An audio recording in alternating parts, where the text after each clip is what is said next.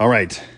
Name all the different kinds of relationships in your life. Well, of course, you have your relationship with your spouse, significant other, your children. You have relationship with the people that you work with, and your everyday normal friends.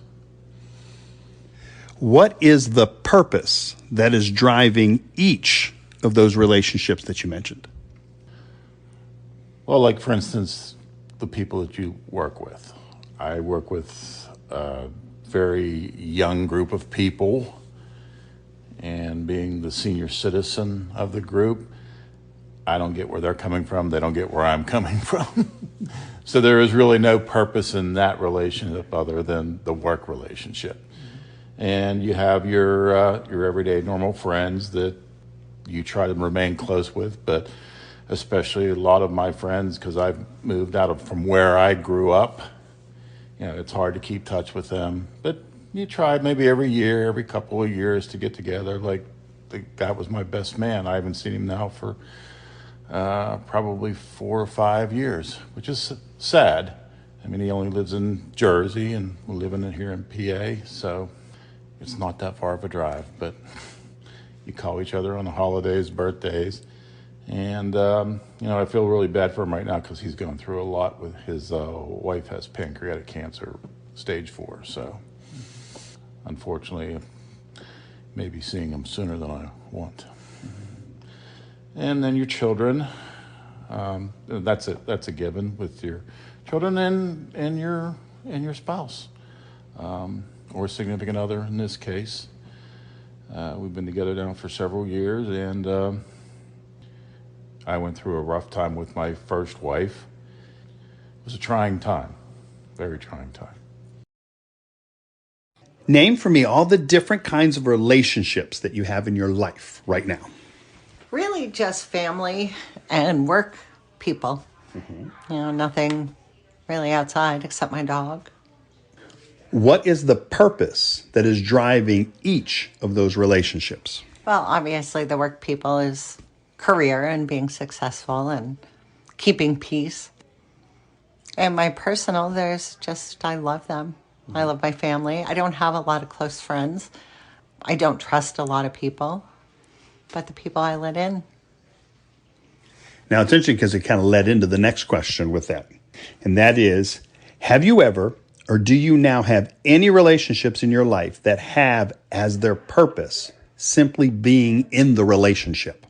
And do you have any examples of that? Probably my dog, right? There's no expectations. Just, I think everyone else has some expectations and lets you down at times. So that one is just because he's him.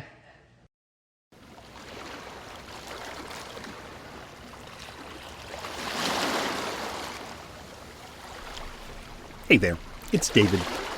The Lord is my shepherd. You've been thinking a lot about that sentence. You've been wrestling with a new relationship with God, a new perspective of who you are and who God is to you. Today, it's time to wrestle with your relationships with others and how your relationships with others are affected by your relationship with God. For the two, your relationship with God and your relationships with others, go hand in hand. Transformation in one area will open the door to transformation in both areas. In other words, it's impossible to believe that you matter to God and be a bad friend, just as it's impossible to be a good friend if you don't believe that you matter to God. For if you don't believe that you matter to God, then why would anything else or anyone else in your life really matter to you? At this point in your journey, defining what a good friend looks like or what a good friend does or doesn't do isn't your focus. At this point, your focus is squarely on the truth that you matter to God. This whole friendship conversation is simply a way for you to embrace the reality of who you are right here, right now. For if you have friend issues, whatever that might mean in your life, there's a good chance that you haven't fully embraced the fact that you matter to God. Likewise, if you don't have friend issues, there's a pretty good chance that you've already embraced that you matter to God. Well, as a disclaimer, I will be using the term purpose-driven relationships in this episode. Please understand that you and I, everyone, will always have purpose-driven relationships, for they are unavoidable in this life. Yet, if all you have are purpose-driven relationships, then you will have a problem accepting that you matter to God. And the purpose of your relationship with this island is to know that there is a God and that you matter to God. Get it? Good. Don't get it? Good. Whatever the case, buckle up. Let's go island hopping.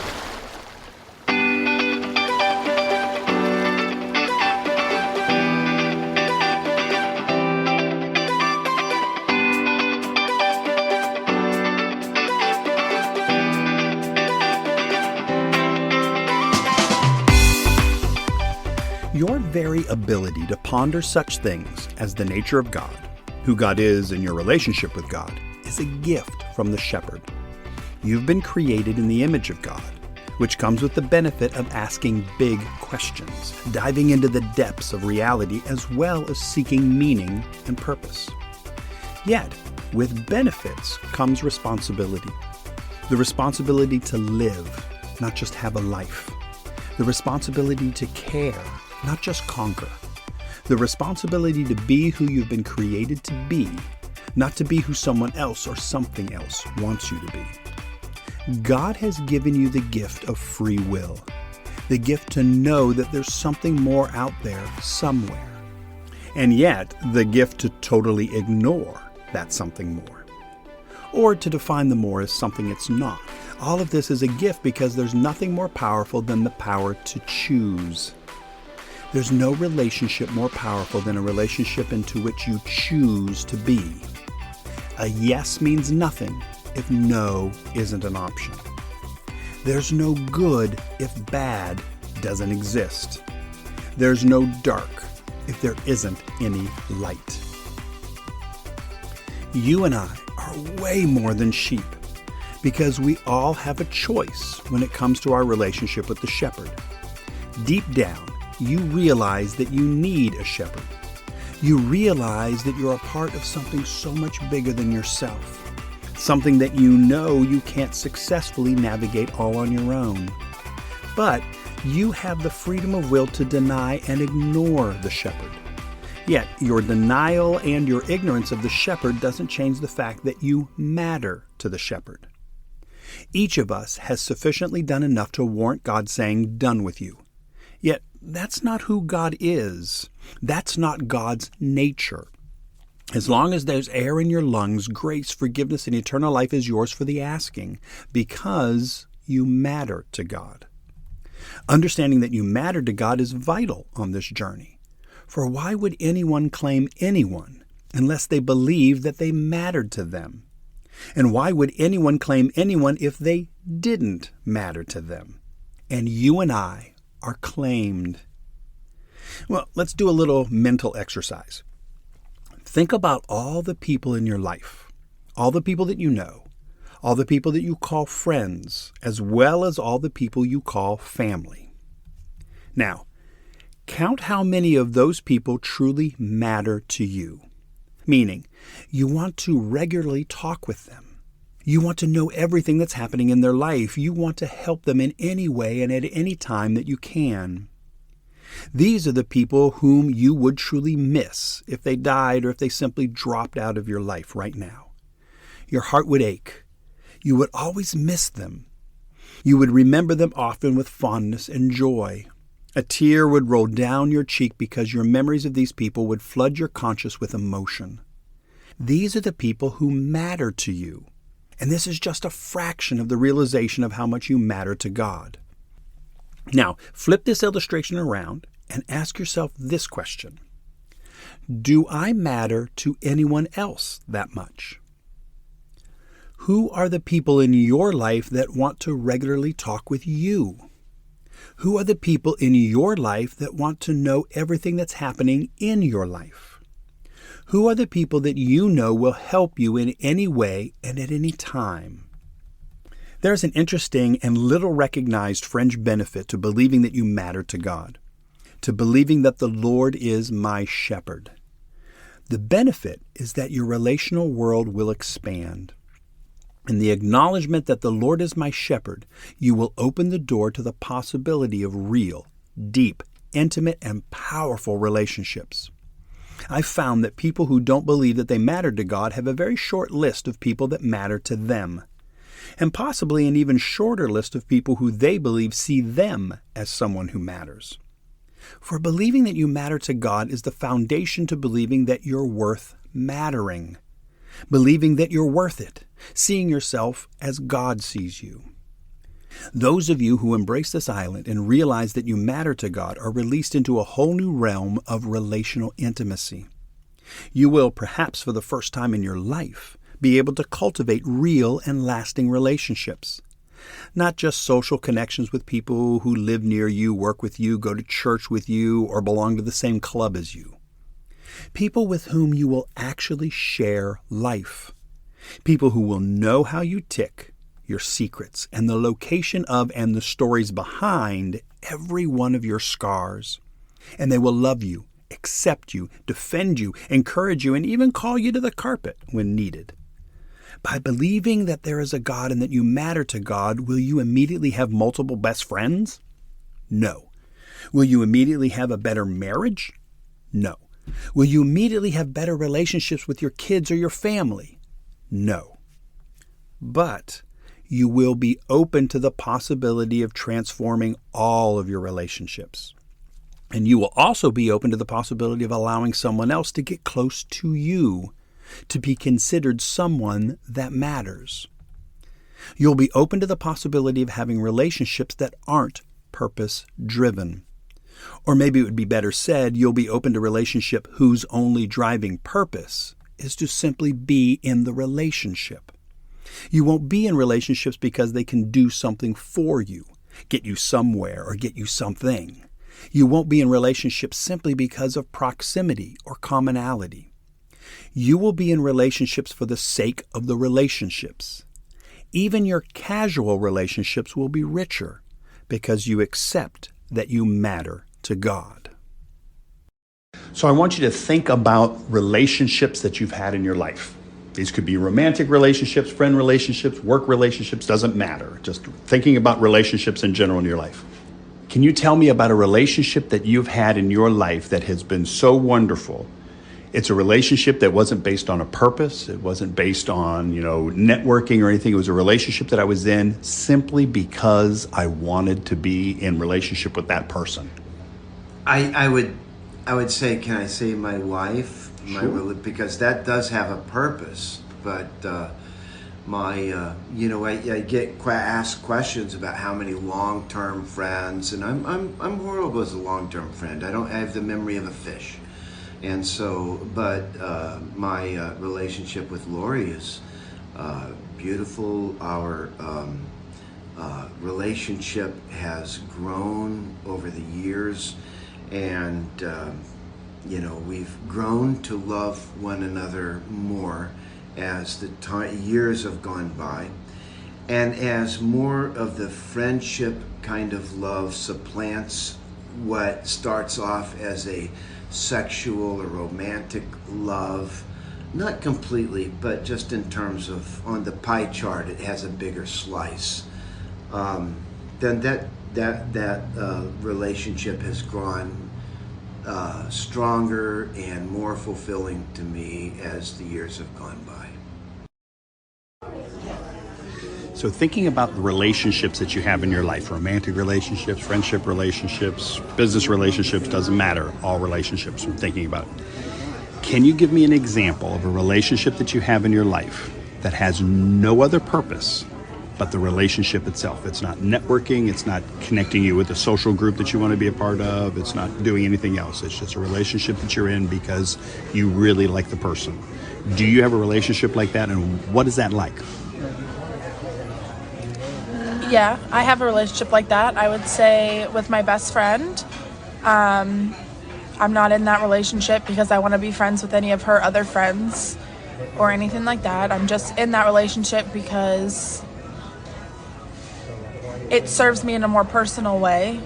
It's not in a networking or business way, but all relationships in people's lives serve them in some way, shape, or form. And I would say that my relationship with her serves me in a way where it serves as a safe space for me to bring what's ever happened in my life and every other place and time to that relationship. And it gives me a place where I can feel heard and I can feel supported and I can vent about things and be sad or be happy, and just I'm free to just feel whatever emotion that I need to feel in that place, in that moment. And have someone sitting there who supports it and who will talk me through it and who will feel it with me and kind of be there. And there's always so much going on in everyone's lives and all the different sectors of people's lives, and the world can get a little noisy sometimes. So I would say that for me, that relationship just serves as the one like quiet place when the rest of the world is so loud. Once you jettison your need to do your way into God's heart, once you incinerate your need to do good in order to be loved, once you realize that you matter to God simply because you matter to God, you'll quickly learn how to be the friend that you have always wanted to be, and to have the relationships that you've always wanted to have. Once you're freed from the shackles of perfection in your relationship with God, and you stake your claim on the truth that you matter to God no matter what, your heart will be opened.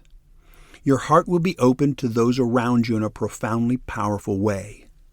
Real relationships will be a possibility, because the most important relationship in your life will be real.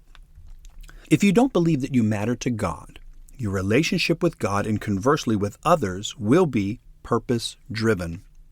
Relationships of convenience, relationships of practicality, relationships of profit, relationships of proximity and shared activities, relationships that have something else as opposed to simply being in the relationship as its purpose. You're very good at being purpose-driven because it fits neatly into your to-do list way of living. When your life is about your to-do list, your goals become your destination, and you miss the journey. When you miss the journey, you miss the power of being, for your eyes are always fixed on that next destination. Everything in your life becomes a means to an end, and when that end is achieved, the means all fall away, including all the relationships that you fostered in pursuit of that next destination. Unless there's a specific purpose, a destination in your sights, all of your relationships aren't vital. They're simply purpose-driven. Thus, when the purpose, the destination, is achieved, the relationships are no longer desired. Or I can better say the relationships are replaced, for you will be on to your next destination, which will require you to make new relationships. You feel close to God when you're doing everything right and staying on the nice list.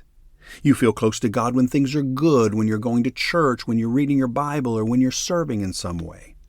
Conversely, you feel distant from God when you hit a downturn and you stop going to church or reading the Bible or serving. Your relationship with God is totally dependent on your actions.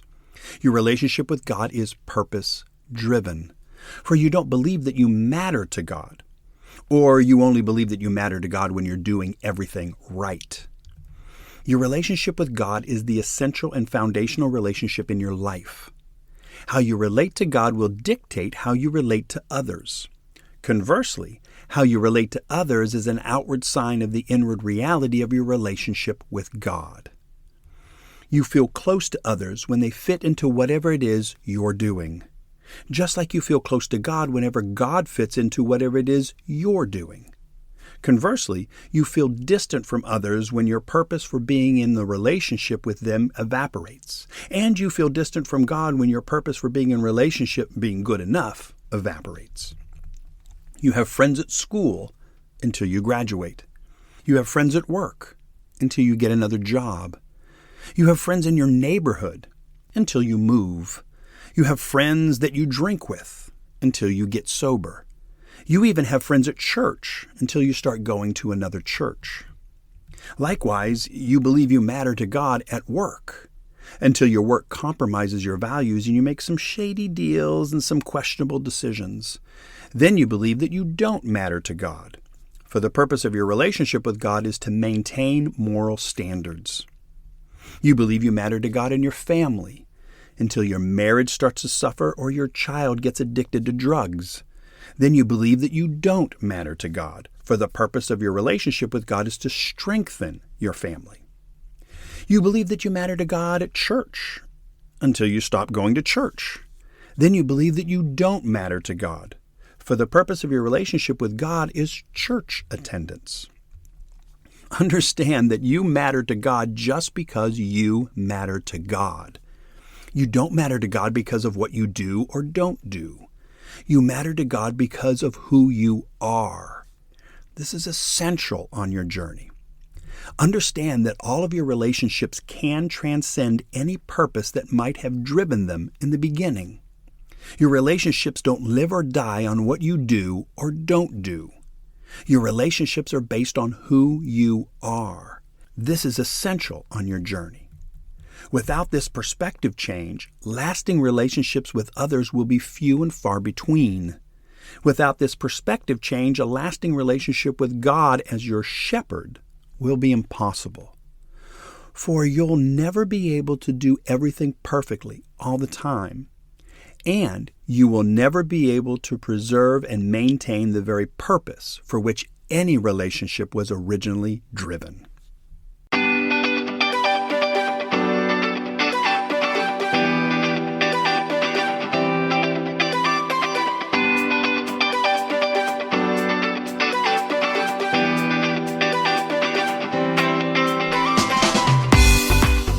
If you haven't already picked this up, I believe that relationship is the key. The question for you now is this: what kind of relationship do I have with God? Do I believe that I matter to God because I matter to God? Or do I believe that I only matter to God when I'm doing everything right? Or do I believe that I don't matter to God at all?